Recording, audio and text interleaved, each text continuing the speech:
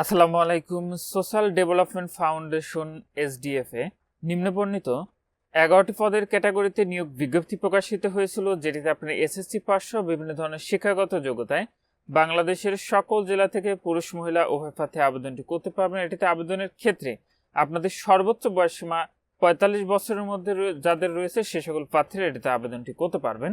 1 নম্বর পদটি রয়েছে specialist community finance and livelihood. এই পদটি রয়েছে প্রধান কার্যালয়। প্রত্যেকটি পদের এখানে কোনো পদের সংখ্যা নির্দিষ্ট করে দেওয়া নেই।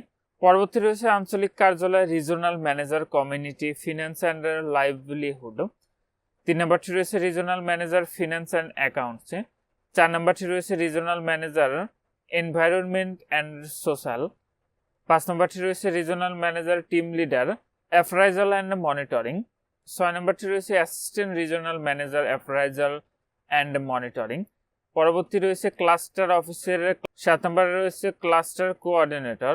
8 নম্বরটি রয়েছে ক্লাস্টার ফ্যাসিলিটেটর। 9 নম্বরটি রয়েছে cluster facilitator environment and social. 10 নম্বরটি রয়েছে ক্লাস্টার ফ্যাসিলিটেটর এমইএল অ্যান্ড এমইআইএস এবং 11 নম্বরটি রয়েছে পিয়ন অথবা গার্ড। প্রত্যেকটি পদে আপনারা এখানে সর্বোচ্চ বয়সসীমা এবং আপনাদের বেতন স্কেলটি দেখতে পাবেন। তো আবেদনের ক্ষেত্রে যে বয়সটি আপনারা বের করবেন সেটি হলো 1 জুন 2026 খ্রিস্টাব্দ তারিখে আপনাদের সর্বোচ্চ বয়সসীমা প্রত্যেকটি পদের পাশে কিন্তু আপনারা সেটি দেখতে পাবেন। সেই অনুযায়ী আপনাদের আবেদনটি কিন্তু করতে হবে। তো এই আবেদন প্রক্রিয়াটি আপনি এখানে যে ওয়েবসাইট ঠিকানাটি দেখতে পাচ্ছেন এখান থেকে অনলাইনের মাধ্যমে সম্পন্ন করতে হবে। আবেদনটি ইতিমধ্যে চলমান রয়েছে। আবেদনটি শেষ হয়ে 15 জুলাই 2026 খ্রিস্টাব্দ তারিখ বিকাল 5টায়।